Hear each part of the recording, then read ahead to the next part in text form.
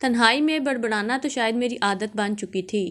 بچے بھی مجھے اب اکیلے میں خود سے باتیں کرتے دیکھتے تو مذاق اڑاتے، اماں تو پاگل ہے، نہ جانے کس سے باتیں کرتی رہتی ہے۔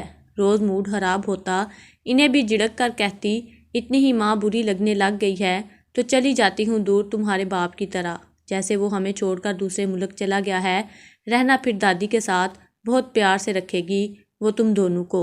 میری کڑوی کسیلی باتیں سن کر بچے منہ بگاڑ لیتے اور سرگوشی کے انداز میں کہنے لگتے، دادی تو ہمیں کچا ہی چبا جائے گی، ہم اب آپ کو تنگ نہیں کریں گے، مگر کبھی چھوڑ کر نہ جانا ابو کی طرح۔ بچوں کی بات سنتی تو ایک گہری سانس کھانچ کر کے رہ جاتی۔ دل میں غصہ تھا کہ وقت کے ساتھ ساتھ زور پکڑتا جا رہا تھا۔ بچے بھوکے بیٹھے تھے، بار بار ترستی نظروں سے مجھے دیکھتے اور پھر واش بیسن میں جہاں ابھی بھی برتنوں کا ڈھیر لگا تھا، سارا دن لگا کر میں نے کوفتے، فش بریانی اور سیخ کباب جیسی چٹ پٹی چیزیں بنائی تھیں، کیونکہ آج خیر سے میری بڑی نند زیادہ نہیں، بس 2 ہفتوں بعد ماں کے گھر آئی تھی۔ سارا دن لگا کر میں نے اس کے شوہر اور بچوں کے لیے دعوت کا اہتمام کیا، مگر جب خود کے کھانے کی باری آئی تو صرف خالی پتیلے ہی بچے تھے۔ بچے خالی دیگچوں میں جھانک کر ایک نظر مجھے دیکھتے، جیسے جیسے میں پکوان تیار کر رہی تھی، بار بار آ کر تھوڑا بہت چکھنے کی فرمائش کرتے، مگر میری ساس تو 24 گھنٹے میرے سر پر ہی سوار رہی، جب تک میں نے کھانا بنا کر پیش نہ کر دیا، مجھے اور میرے بچوں کو چکھنے بھی نہ دیا۔ کھانا لذیذ بنا تھا۔ میں نے بچوں کو بہلایا کہ پھپھو کے جانے کے بعد تینوں ماں بیٹا مل کر پیٹ بھر کر کھانا کھائیں گے، مگر امیدوں پر پانی تو تب چھڑکا گیا جب بچا ہوا کھانا میری ساس نے پیک کر کے اپنی بیٹی کے ہمراہ بھجوا دیا۔ بچے تو افسردہ ہوئے ہی اور میں اب ان خالی برتنوں کے مانجنے کے لیے رہ چکی تھی۔ بچے بھوک سے دیکھ رہے تھے۔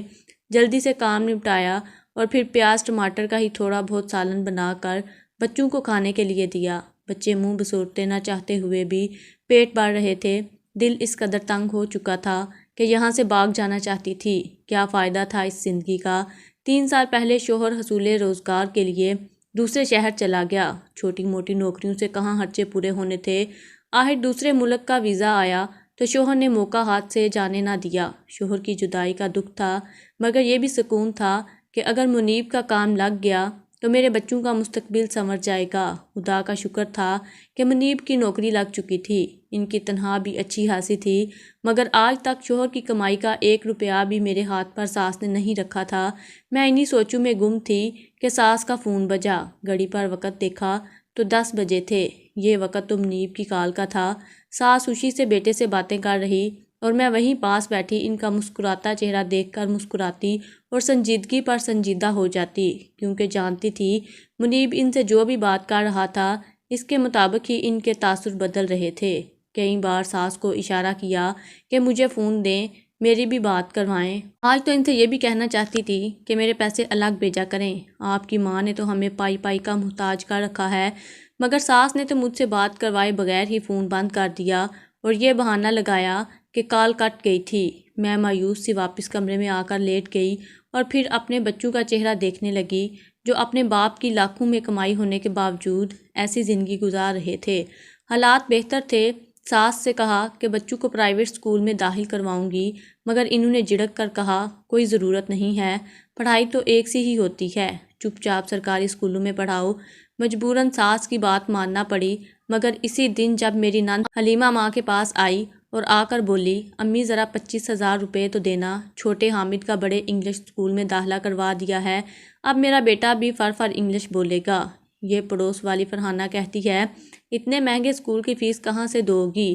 میں نے تو یہ ناک کو اونچا کر کے فوراً سے جواب دیا، میرے بیٹے کا اکلوتا ماموں خیر سے دبئی ہوتا ہے، دبئی بڑی نوکری کرتا ہے، بھانجے میں تو جان بستی ہے اس کی، وہ تو 25,000 کیا 25 لاکھ بھی چٹکی بجا کر دے دیں گے۔ میں حیرت سے دیدے پھاڑے نند کی بات سن رہی تھی۔ ساس ہنس کر بیٹی کو تھپکی دے کر بولی، بالکل ٹھیک کیا تو نے ایسا کہہ کر، آخر ماموں کا کمایا ہوا تمہیں لوگوں کا تو ہے۔ ساس مجھ پر طنزیہ مسکراہٹ اچھال کر بولی تھی۔ میرے تو تن من میں آگ لگی تھی۔ اس سے پہلے کہ کچھ کہتی دروازے پر گھنٹی بجی۔ بچوں کے آنے کا بھی وقت تھا۔ جب دروازہ کھولا تو سامنے کوریئر والا کھڑا تھا۔ مجھے دیکھ کر ایک بڑا سا کارٹن پکڑا دیا، یہ میرے شوہر نے بھجوایا تھا۔ میں تو خوشی سے پھول اٹھی۔ ساس نے کارٹن دیکھا تو فوراً مجھ سے جپٹ لیا۔ جب کھول کر دیکھا تو اندر بہت سے تحائف تھے، بچوں کے لیے پیارے پیارے کھلونے اور کپڑے، کھانے پینے کی بہت سی چیزیں بھجوائی تھیں۔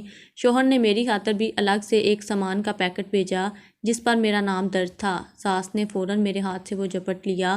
اس میں موجود چیزیں جب نند نے دیکھیں تو اس کی بانچیں کھلی کی کھلی رہ گئیں۔ ہر چیز کو دیکھ کر کہنے لگی، کتنی پیاری ہے، یہ تو مجھ پر ہی جچے گی۔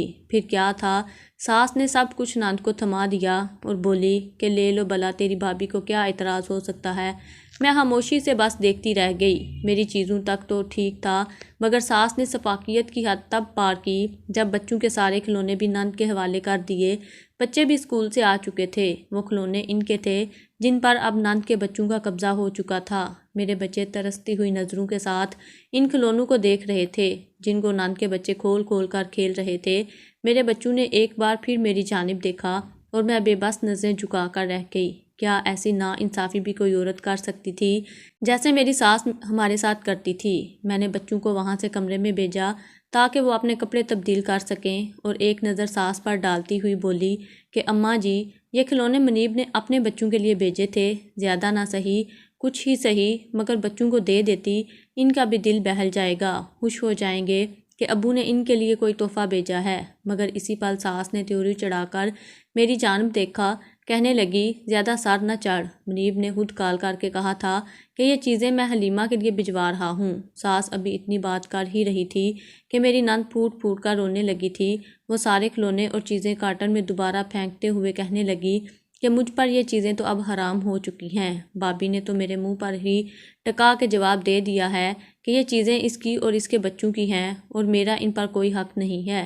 نہیں چاہیے مجھے بھابھی اور اس کے بچوں کی چیزیں، تم لوگ ہی رکھو۔ چلو بچوں، واپس گھر چلتے ہیں۔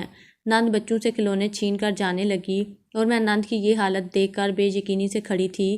میں نے تو صرف ایک بات کہی تھی، مگر نند نے تو بات کا بتنگڑ بناتے ہوئے بات کہاں سے کہاں تک لے جا چکی تھی۔ ساس نے جب یہ دیکھا تو فوراً بڑبڑا کر اٹھ بیٹھی اور میرے چہرے پر زناٹے دار تھپڑ مارتے ہوئے بولی کہ خبردار جو آئندہ میری بیٹی کی چیزوں پر نظر ڈالی، ابھی کے ابھی معافی مانگو حلیمہ سے۔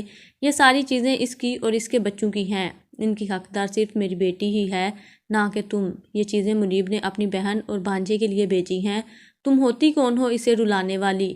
میں نے ایک شکایتی نظروں سے ساس کو دیکھا، اس نے کیسے دلیری سے یہ کہہ دیا تھا، چیزوں پر منیب کی بہن اور بھانجوں کا حق ہے، مگر کیا وہ علم نہیں رکھتی تھی کہ میں منیب کی بیوی اور اندر بیٹھے 2 بچے منیب کے بیٹے تھے؟ مگر ساس مجھے سب کے سامنے تھپڑ مار چکی تھی، اس لیے میں نے ان سے سرسری سی معافی مانگی اور روتے ہوئے کمرے میں چلی گئی۔ نند وہ سارا سامان اپنے ساتھ لے کر گھر جا چکی تھی اور میں ایک بار پھر خالی ہاتھ رہ چکی تھی۔ نند جب بھی گھر آتی تو مرغ مسلم ہی کھاتی اور ساس مجھے اپنی بیٹی کی خدمت میں لگا دیا کرتی۔ اس روز کے بعد سے ساس نے مجھ سے کوئی بھی بات کرنا بند کر دی تھی۔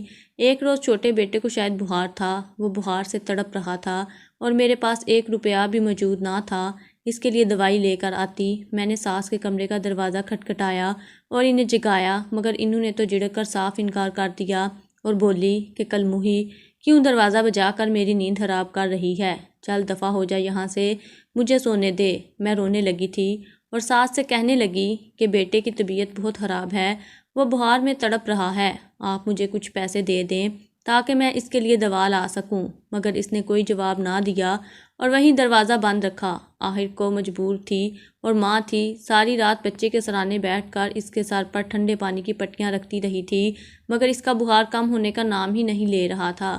کاش شوہر یہاں ہوتا، میرے پاس تو اس سے رابطہ کرنے کے لیے موبائل بھی نہ تھا، وہ تو مجھے بہت پیار سے رکھا کرتا۔ یہ تو ساس جو ہمیں بات نہیں کرنے دیا کرتی تھی۔ اگلی صبح ساس نے ہمارے اٹھنے سے پہلے ہی اپنے کمرے کو تالا لگایا اور گھر سے چلی گئی۔ نہ جانے وہ کہاں گئی تھی، اس کا علم تو مجھے بھی نہ تھا، مگر جب تک میں اٹھ کر اس کے کمرے تک گئی وہ جا چکی تھی۔ گھر میں تو کھانے کے لیے سامان بھی نہیں بچا تھا، روزانہ اتنا ہی لایا جاتا جو اس دن مکمل ہو جائے۔ میں نے کچن کو کنگال ڈالا، مگر کھانے کے لیے سوائے رات کی بچی روٹی کے کچھ بھی نہ ملا۔ ایک تو بچہ بخار میں تڑپ رہا تھا، اوپر سے یہ باسی روٹی۔ میں نے کڑتے ہوئے دل کے ساتھ بچے کو وہیں روٹی کھلا دی۔ میری تو آنکھوں سے آنسو بہہ رہے تھے۔ کیا فائدہ تھا اس پردیس کی کمائی کا جو میرے بچوں کو نصیب ہی نہ ہوئی تھی۔ آخر کار پڑوس کے ہاں گئی اور پیسے مانگ کر اپنے بچے کے لیے دوا لے کر آئی، جسے کھا کر اس کی طبیعت کچھ بحال ہوئی۔ وہ بار بار مجھ سے کچھ کھانے کے لیے مانگتا، مگر میں اسے کیا کھانے کو دیتی۔ گھر میں تو کوئی چیز کھانے کے لیے موجود ہی نہ تھی۔ میں نے اپنی ساس کو بلانا چاہا مگر کیسے بلاتی، اس نے تو مجھے ایک موبائل بھی نہ دے رکھا تھا۔ یقیناً اپنی بیٹی کے ہاں جا چکی تھی، مگر کیا انہیں اتنا بھی خیال نہ تھا کہ پیچھے ان کی بہو اور 2 پوتے بھوکے مار رہے ہوں گے۔ میرا دل اس قدر الجھا کہ سوچنے لگی وہیں پر اپنی جان دے کر خود کو ختم کر لوں، مگر ایسا نہیں کر سکتی تھی۔ آخر کو 2 بچوں کی ذمہ داری میرے سپرد تھی۔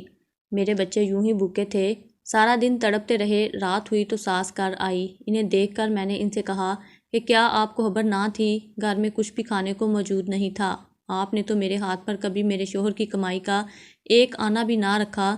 میں ابھی اتنا بول ہی رہی تھی کہ اس نے فوراً جھڑک کر چپ کروا دیا اور کہنے لگی کہ ایسی بھی کون سی قیامت ٹوٹ پڑی تھی۔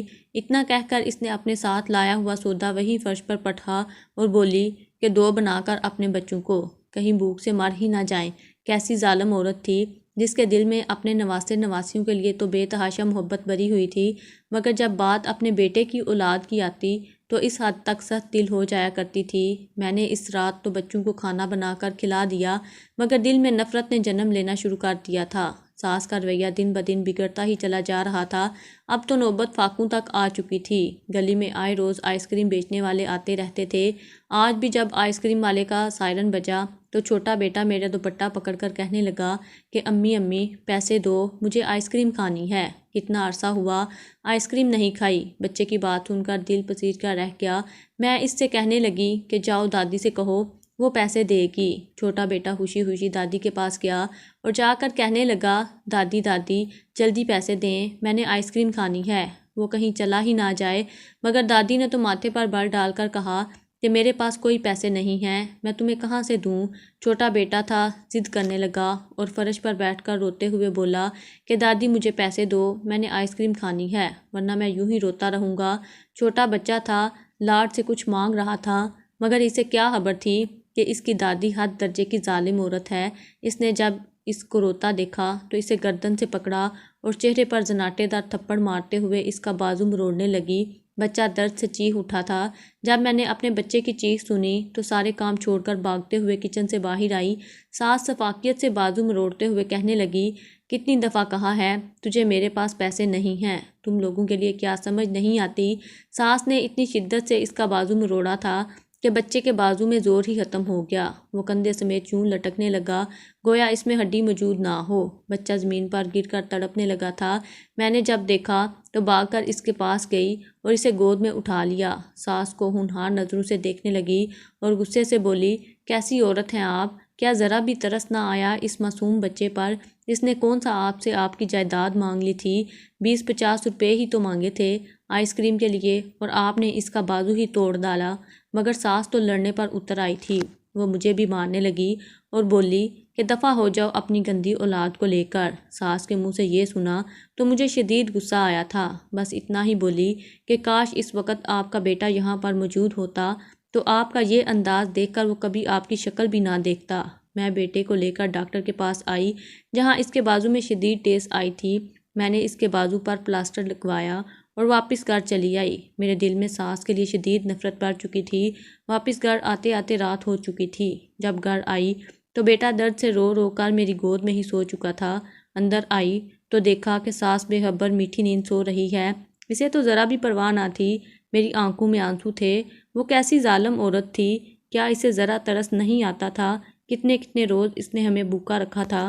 مجھ پر نہ سہی ان معصوم بچوں پر بھی اسے رحم نہیں آیا تھا۔ اس کا ظلم تو دن بدن بڑھتا ہی چلا جا رہا تھا اور اب مجھ سے مزید اس کا ظلم سہنا گوارا نہ تھا۔ میں اپنے بیٹے کی یہ حالت دیکھ کر ایک نتیجے پر پہنچ چکی تھی۔ میں نے چپکے سے اپنا سارا سامان اٹھایا اور 1 ہفتے کی پیکنگ کر کے بچوں کو بھی تیار کر کے سلا دیا۔ پھر دھیرے دھیرے ساس کے کمرے کی جانب بڑھی جہاں ساس سو رہی تھی۔ میں نے ایک نظر ساس پر ڈالی اور پھر حقارت سے اسے ملامت کرتی ہوئی دروازہ بند کر دیا۔ ایک پل کو دل گھبرایا تھا مگر میری مجبوری تھی۔ میں نے دروازے کو باہر سے کنڈی لگا دی۔ میرے ضمیر نے مجھے جھنجھوڑا مگر اس پل مجھے کچھ بھی نہیں سوچ رہا تھا۔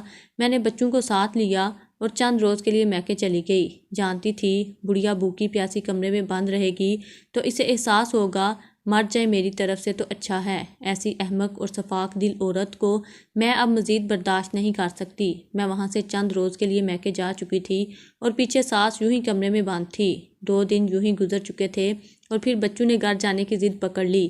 انہیں بہت منایا کہ 2 دن اور صبر کر جاؤ، مگر وہ نہ مانے تو مجبوراً مجھے واپس گھر آنا پڑا۔ دل میں عجیب سے وسوسے آ رہے تھے۔ میں جب گھر پہنچی تو یہ دیکھ کر ٹھٹکی کہ ساس کے کمرے کا دروازہ تو کھلا ہوا تھا۔ میرے پیروں کے نیچے سے زمین نکل گئی تھی۔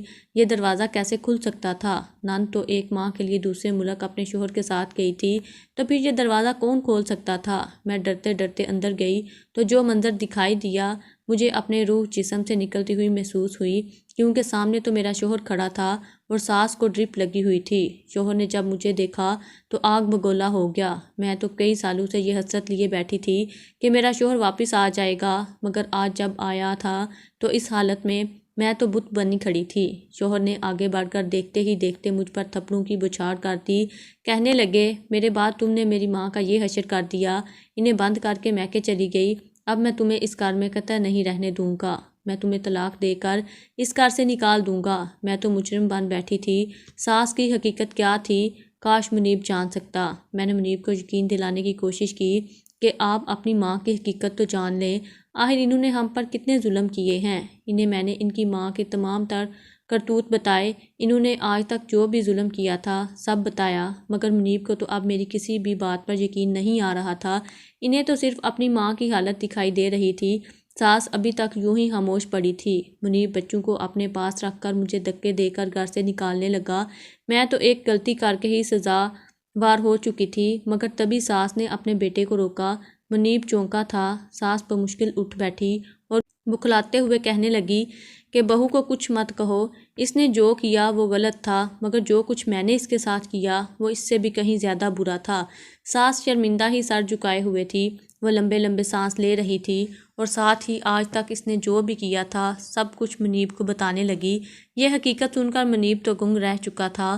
اس کے منہ میں تو الفاظ ہی نہ بچے تھے۔ وہ کبھی میری جانب دیکھتا تو کبھی اپنی ماں کی جانب۔ ساس رو کر کہنے لگی کہ آج 2 دن میں بھوکی پیاسی رہی تو مجھے احساس ہوا کہ میں نے اپنی بہو کے ساتھ ساتھ اپنے پوتوں پر کتنا ظلم کیا ہے۔ شوہر نے جب یہ سنا تو شرمندہ سا میری جانب دیکھنے لگا، جبکہ ساس اپنے کیے کی معافی مجھ سے مانگنے لگی تھی۔ مجھے تو یقین ہی نہیں آ رہا تھا کہ ساس بدل گئی ہے۔ مجھے بھی یہ اس کا کوئی ڈرامہ ہی لگا، مگر وقت کے ساتھ ساتھ یہ یقین ہو چکا تھا کہ ساس سچ میں بدل چکی ہے اور اسے اپنے کیے پر پچھتاوا ہے۔ شوہر چند روز تک اپنی ماں سے ناراض رہا، مگر جب انہوں نے اپنی ماں کا بدلہ رویہ دیکھا تو خود ہی اپنی ماں کے ساتھ ٹھیک ہو گئے۔ میں تو حیران تھی کہ 2 دن کمرے میں بند کرنے سے ساس اس قدر بدل جائے گی۔ اگر مجھے پتہ ہوتا تو میں پہلے ہی اس کو 2 دن کے لیے بھوکا پیاسا کمرے میں بند کر دیتی۔ کم از کم میرے بچے کا بازو ٹوٹنے سے تو بچ جاتا۔ مجھے اکثر اس بات پر ہنسی آ جایا کرتی، مگر خیر حقیقت میں جو کچھ ہوا تھا بھلے کے لیے ہی ہوا تھا۔ ساس بھی بدل گئی تھی اور نند کو تو پھر بدلنا ہی تھا۔